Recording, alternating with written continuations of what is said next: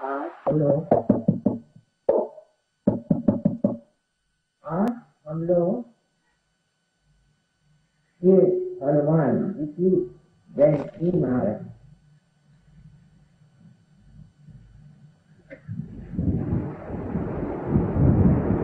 हनुमान जी के बारे में क्या कहें कि वो जितने शक्तिमान थे, जितने गुणवान थे, उतने ही वो श्रद्धामय और भक्तिमय। अधिकतर मनुष्य जो बहुत बलवान हो जाता है और जिसके पास शक्ति आ जाती है, जिसे हम लोग कहें कि राइट साइडेड हो जाता है, और वो अपने को इतना ऊंचा समझता है कि अपने आगे किसी को भी नहीं मानता। पर हनुमान जी एक विशेष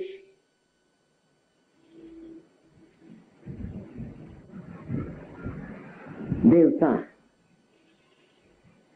एक विशेष गुणधारी देवता, कि जितने वो बलवान थे, जितने वो शक्तिशाली थे, उतने ही उनकी भक्ति, शक्ति के संतुलन में जितनी शक्ति थी उतनी ही उनके अंदर भक्ति थी।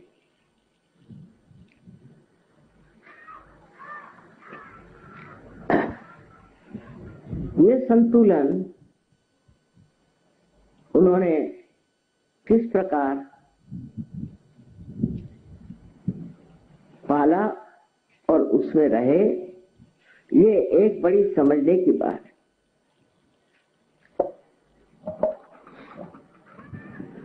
जब हम सहयोग में पार हो जाते हैं और सहयोग में हमारे पास अनेक शक्तियां आ जाती,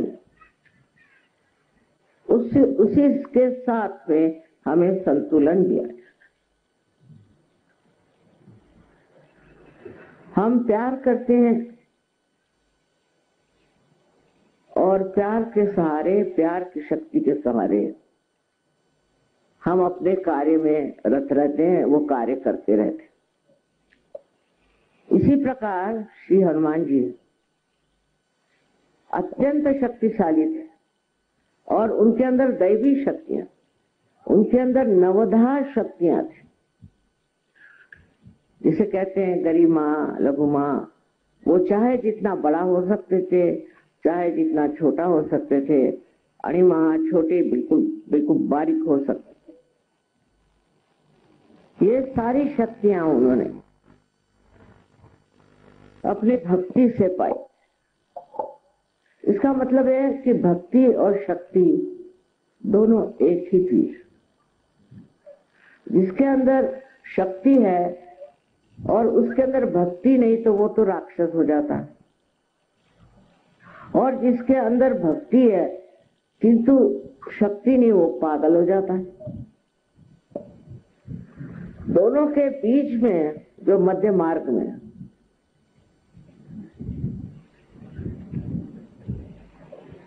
इस चीज को पाता है,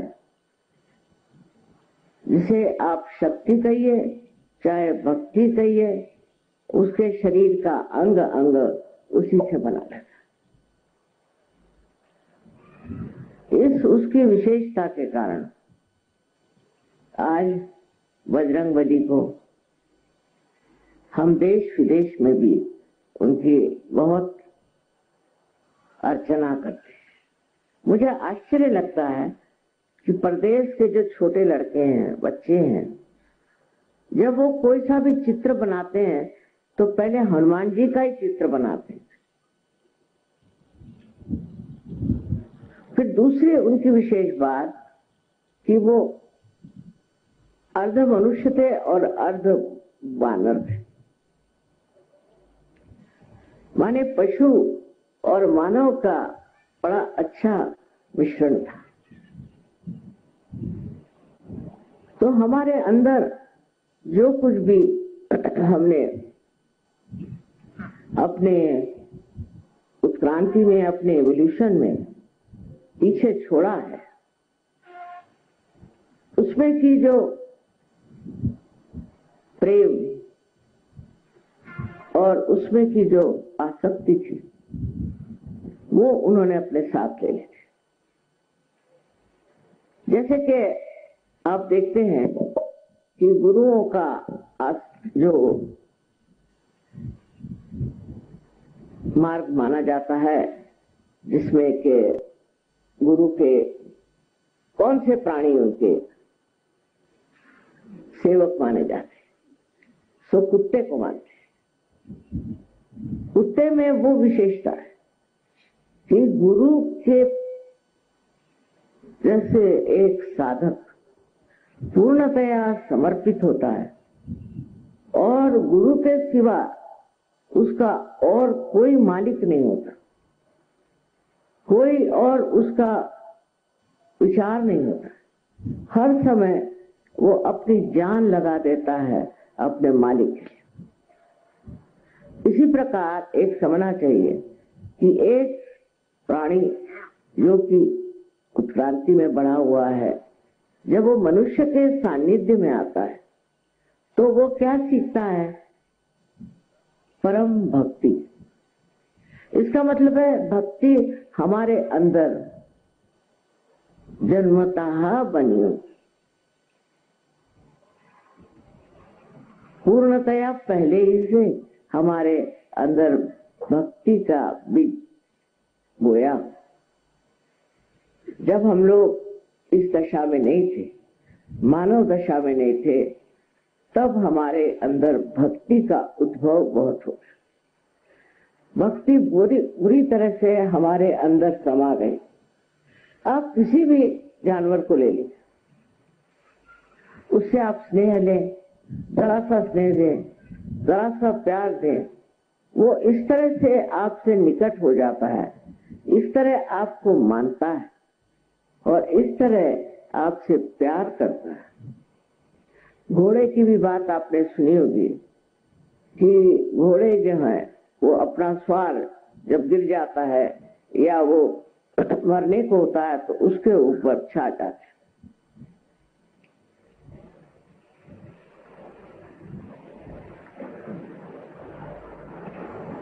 इसी प्रकार अनेक हाथियों के बारे में बताया कि ये हाथियों की निष्ठा भी कमाल की और वो अपने मालिक को कभी कोई तकलीफ नहीं देते, और अगर उनपे उनके मालिक पे अगर कोई शेर या कोई ऐसा जानवर आक्रमण करे तो हाथी उससे लड़ते लड़ते मर जाएगा, पर अपने मालिक को हाथ नहीं लगाने। ये जो रिश्ता एक मालिक का और ऐसे ऊंचे पहुंचे हुए जानवरों का है, ये रिश्ता हमारे अंदर भी स्थित है, पहले इसे बंधा हो। और इस रिश्ते के साथ वो शक्ति भी हमको मिलती है। जैसे मैंने बताया कि हाथी लड़ते लड़ते मर जाएगा, वो लड़ने की शक्ति भी हाथी के अंदर इसलिए आए कि उसके अंदर वो प्यार और भक्ति है।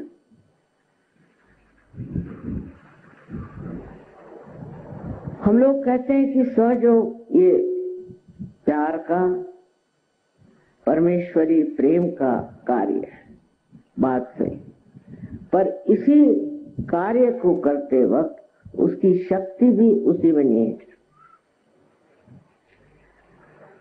हम लोग उसको शायद जाने या न जाने, उसके बारे में हमें उसकी प्रचिति हो या न हो, पर वो भी उसी के साथ निहित है और वो शक्ति दैवी शक्ति। मनुष्य का किसी के प्रति नतमस्तक होना, किसी को मान लेना, किसी को बड़ा समझ लेना, ये सब उसी के लक्षण। किंतु जब वो अपने गुरु को मानता है तब उसके अंदर गुरु की महिमा तो होती है, पर उसके साथ साथ उसकी शक्ति भी होती है। तो भक्ति और शक्ति दो अलग चीजें नहीं, एक ही है। हम ये कहेंगे कि अगर राइट हैंड में अगर शक्ति है तो लेफ्ट हैंड में भक्ति। ये शक्ति भक्ति का संगम श्री हनुमान जी में बहुत सुंदरता से वर्णित है। कहीं तो वो रावण की लंका जलाने चले गए और वहीं सीता जी के सामने नतमस्तक भी हो गए। और जब सीता जी ने कहा कि नहीं, तुम तो मेरे बेटे हो, मैं बेटे के दम पर नहीं आऊंगी, मेरे पति को आना होगा और इस आदमी का संहार करना होगा। जब वो इसको नष्ट करेंगे तब मैं उनके साथ जाऊंगी। तो हनुमान जी इतने से वहां गए थे, उनका ठीक है, वो तो उनको ऐसे उठा के ले आते हैं, उनकी शक्तियां ही ऐसी थी। लेकिन उन्होंने कहा कि अगर माँ ये बात कह रही है ठीक है। और उसके बाद इतना बड़ा महायुद्ध हुआ, उसकी जरूरत थी। अब ये गुण श्री राम के भी विशेष हुआ, अत्यंत शक्तिशाली, और उनका निशाना कभी चूकता नहीं था। आपने सुना होगा कि सीता स्वयंवर में उन्होंने क्या किया। लेकिन वही श्री राम जब रावण की बात आई तो उसको उन्होंने छोड़ा नहीं, उसका उन्होंने वध कर दिया। उसकी जो मैंने उसका जो वर्णन तुलसीदास जी ने बहुत सुंदर किया कि श्री राम बार बार बाण मार रहे थे और रावण के 10 सर में से एक एक गिरता जाए, फिर आ जाए, फिर गिरता जाए, फिर आ जाए। तो लक्ष्मण ने कहा, तब कर क्या रहे हैं आप? एक बाण उसके हृदय में मारो, जैसे हृदय में आप बाण मारोगे वैसे ही वो मर जाएगा, नहीं तो वो मरेगा कैसे? वो नहीं मर सकता। उसका वो बाण जो है वो उसके हृदय में लगा है। अब श्री राम का बड़ा सुंदर वर्णन है वहां। संकोची थे ना, बहुत संकोची। श्री राम होते हुए इतने शक्ति के प्रचंड महान पुरुष होते हुए भी उन्होंने कहा, देखो बात यह है कि श्रावण के हृदय में मेरे सीता का वास, तो मैं हृदय में नहीं मारूंगा। लेकिन जब बार बार इसका सर उतरेगा तो इसका ध्यान जरूर मेरे सर की ओर जाएगा, उस वक्त मैं इसको बाण से मारूंगा। नहीं तो उनके लिए कहा जाता कि एक बाण में वो वध करते थे। पर अब ये देखिए कि कितनी नजाकत की बात है, कितनी सरलता की बात है, पति का प्रेम अपने पत्नी के प्रति। सारे शक्ति के सागर होते हुए भी उनके अंदर किस कदर प्रेम था। हनुमान जी के तो अनेक किस्से हैं कि जिसमें हनुमान जी ने सिद्ध कर दिया कि वो प्रेम का सागर थे। और उसी वक्त जो दुष्ट हो, जो दूसरों को सताता है, जो दूसरों को नष्ट करता है, उसका वध करने में उनको बिल्कुल किसी तरह का संकोच नहीं होता। ये जो भक्ति की बात बजरंगबली की है, वही उनकी शक्ति की भी बात देखने लायक है।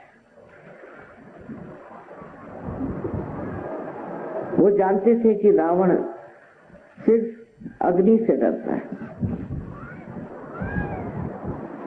इसलिए लंका में गए और लंका दहन कर दिया। ये उनकी शक्ति की बात है कि उन्होंने लंका दहन कर दिया, और उस दहन में किसी को मारा नहीं, किसी को जलाया नहीं। रावण भी जला नहीं, कोई नहीं जला, पर उसे दहशत हो गई। तो लोग घबरा गए कि रावण क्या पाप कर रहा है। रावण जो इस तरह के कार्य कर रहा था, पहले लोगों में सम्मत था। वो कहते भाई ये रावण ही है, क्या है, इसकी इच्छा जो है सो है, इसको जो करना है सो करने दो, हम उसको कहने वाले कौन होते हैं। रावण तो रावण ही हुआ। लेकिन जब, कितनी समझदारी की बात है कि जब लंका जल उठे, जब लंका का दहन हो गया, तब लोग समझ गए कि ये तो बड़ी खतरनाक बात है, बड़ी घबराने की। क्योंकि लंका का दहन हो गया और हम लोग अगर जल गए होते तो। अब आग की विशेषता ये कि ऊपर जाती है, नीचे नहीं आती। सब लोग नीचे से ऊपर देख रहे थे कि जल रही है, जल रही है, जल रही है, पर पूरा लंका दहन हो गया, लेकिन कोई जला नहीं। ये डराने के लिए, उनको समझाने के लिए कि रावण महापाप कर रहा है, उन्होंने ये कहा। कितनी समझदारी और कितना संतुलन बजरंगबली में था, ये देखना है। यही हम देखते हैं इतिहास में भी। जितने लोग शक्तिशाली बहुत थे, उनमें अत्यंत प्रेम था। अगर आप देख लीजिए तो शिवाजी महाराज का एक उदाहरण है कि वो इतने शक्तिशाली थे, पर उतने ही बहुत तमीज़दार, बहुत कायदे के और बहुत ही ज्यादा संयमित आदमी थे। ये संतुलन जब आप में आ गया, तब आप सहयोगी हैं। अगर आपके अंदर शक्ति आ गई, इसका मतलब ये नहीं कि आप अपने प्रेम और व्यवहार उसको किसी तरह से त्याग दें। किंतु आप शक्तिशाली हैं, उसकी शोभा ही ये है कि आप, जो लोग दलित हैं, जो गरीब हैं, जो दुखी हैं, जो पीड़ित हैं, जिन पे आफत आई हुई है, उनके संरक्षण में, और जो लोग उनको पीड़ा देते हैं, जो नाश करते हैं, जो सताते हैं, और जिन्होंने हर तरह की परेशानी लोगों के लिए खड़ी की है, ऐसे लोगों आप कुछ करने की जरूरत नहीं, सिर्फ बंधन से ही आप ठिकाने लगा सकते हैं। ये जो आपके अंदर शक्तियां आ गई हैं, इसका इस्तेमाल इसीलिए करना चाहिए कि जिससे जो दुष्ट हैं वो खत्म हो जाए। लेकिन आपकी शक्ति में हाथ में तलवार या गदा नहीं, हनुमान जी जैसे। बाह्य में गदा नहीं है, पर अंतर में है। आपके अनुभव आप देख लीजिए कि जो आदमी परेशान करता है, तंग करता है, उस पे गदा प्रहार हो जाता, चाहे आप हाथ में गदा उठाइए या नहीं उठाइए। इस तरह से आप तो स्वयं सुरक्षित हैं, आपकी तो सुरक्षा है ही, लेकिन उसके साथ ही साथ आपके जो दूसरे सहयोगी हैं, उनकी भी सुरक्षा। इस तरह से बचत हो जाती। अब इसमें श्री बजरंगबली का हाथ बड़ा जबरदस्त है। आपको पता नहीं कि वो आपके आगे पीछे खड़े हुए हैं।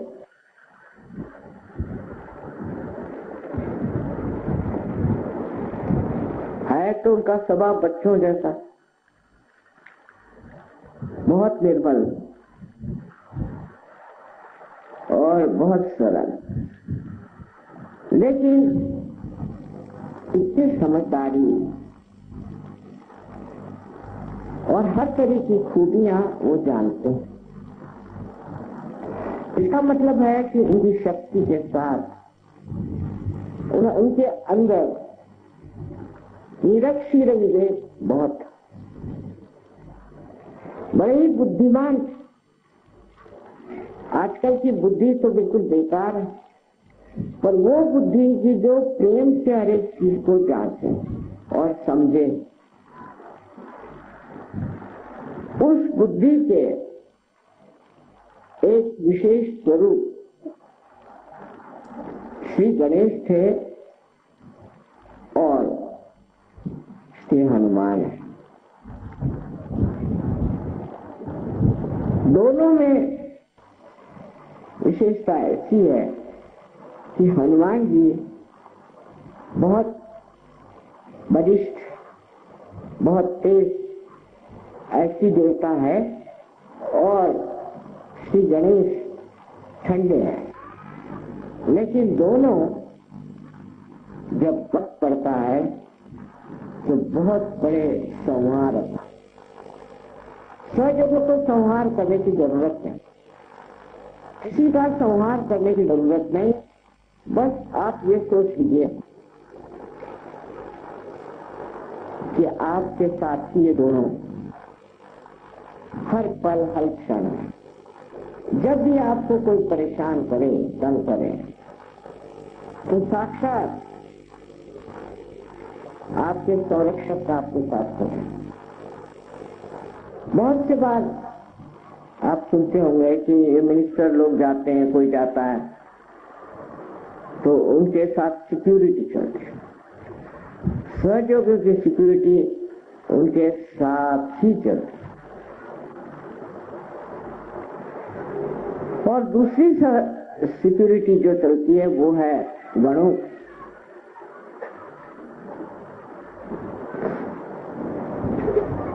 अब इनका तो कार्य बहुत ज्यादा विविध है, तरह तरह छोटे छोटे काम भी करते।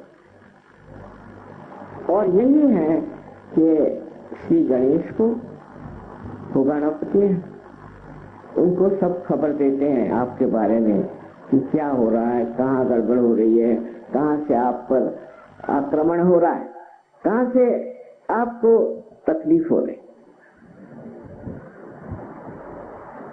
आप जानते भी नहीं होंगे, कोई अज्ञात रूप से भी कुछ आपके ऊपर में हमला करना चाहे तो भी ये दोनों देवताएं आपके साथ खड़े। और जब गणपति ये बात बता देते हैं तो श्री हनुमान सज्ज हो जाते। तो सहयोगियों को डरने की कोई जरूरत ही नहीं, किसी भी चीज से डरने की जरूरत नहीं। अभी एक किस्सा आपको सुनाऊं मैं, बड़ा आश्चर्य का है कि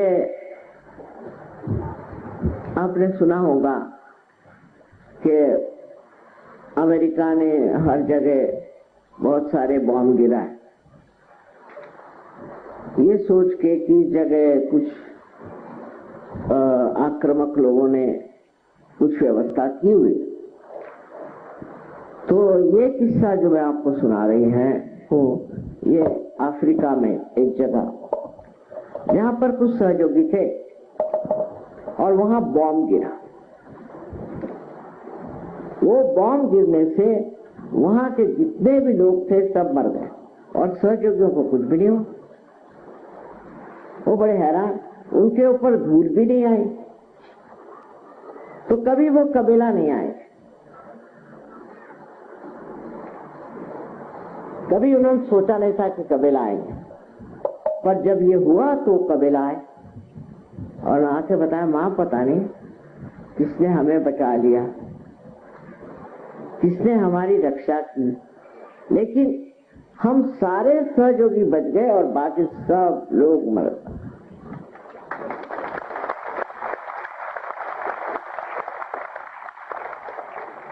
अब ये वाकया है, सही बात है, और इसका कारण ये है कि आपने अब परमात्मा को स्वीकार्य कर लिया। आपने सहज मार्ग से अपना आत्मा चेतित कर लिया।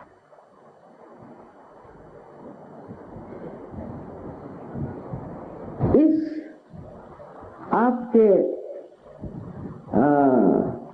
नए परिवर्तन से आप एक महान भक्त और शक्तिपूर्ण ऐसे इंसान हो गए। अब किसी की मजाल नहीं कि आप कुछ, ऐसे हजारों उदाहरण आपको मैं दे सकती हूँ कि जब आप सहज में पार हो गए तो आपको कोई भी नहीं छू सकता। पहले भी संत साधु थे, सबको सताया गया, छला गया, सब कुछ हुआ, पर जितना भी लोगों ने छला या सताया वो डिगे नहीं। और इतना ही नहीं, उनका हमेशा संरक्षण। और ऐसी ऐसी बातें वो कहते थे कि जिससे लोग बहुत नाराज हो जाएं। सोचते थे कि ये क्या बातें कह रहे हैं, राजाओं के खिलाफ, बादशाहों के खिलाफ, सबके खिलाफ वो ऐसी बातें कहते थे जिससे लोग घबरा जाएं। पर हनुमान जी की शक्ति से उनको कोई नहीं छू सका, उनको किसी ने नहीं मारा। ख्वाजा निजामुद्दीन साहब के बारे में एक बड़ा अच्छा किस्सा है कि वो उनसे उनके बादशाह ने कहा कि तुम आकर के मेरे सामने झुको, कुर्मी साफ करो। उनका नहीं, मैं आपके सामने नहीं झुकने वाला, आप कौन होते हैं? बहुत नाराज होगा। उसने कहा कि अगर 3 दिन के अंदर आप मेरे आके आपने अगर सर नहीं झुकाया तो मैं आपकी गर्दन कटवा दूं। उनका कटवा दूं मैं, क्योंकि आप कोई बड़े साधु संत नहीं जो आपके सामने मैं झुकूं। तो उन्होंने आकर के बड़ा हंगामा मचाया कि 3 दिन बाद जाकर के इस आदमी की गर्दन काट। जिस दिन उसकी गर्दन काटने वाले थे उसी रात इसी बादशाह की गर्दन कट गई, कैसे पता नहीं। अगर ऐसे इतिहास में न होता तो जो बड़े बड़े साधु संत हो गए, जो बड़े बड़े धर्मवीर हो गए, वो खत्म हो जाते। क्योंकि राक्षसी प्रवृत्तियां इतनी ज्यादा बलवती है, इतनी हिंसक है और इतनी व्यापक है कि वो इन लोगों को तो खत्म कर ही दे। किंतु उनके पीछे परमात्मा है, और परमात्मा जो है वो एक तरफ हनुमान और दूसरे तरफ गणेश, ये 2 शक्तियां मिलकर के बना। वो संरक्षण, वो संभालता है। राणा प्रताप का किस्सा है मेवाड़ के, कि वो जब लड़ाई में गए तो उनके सैनिकों ने सोचा कि भाई ये तो हारने वाले, तो उससे पहले आप वापस जाइए, क्योंकि हम चाहते हैं आप बच जाएं मेवाड़ के लिए। सुनता नहीं, तुम लोग सब वापस जाओ, मैं तो ऐसे ही डटा रहूंगा क्योंकि गण मेरे साथ खड़े हुए हैं। सोचो की थे ना वो भी, आपको जाना तो आप लोग जाइए, मैं तो ऐसे डट के खड़ा रहूंगा क्योंकि गण मेरे साथ। बस समझ लीजिए कि आपके आगे पीछे हर तरह के संरक्षण।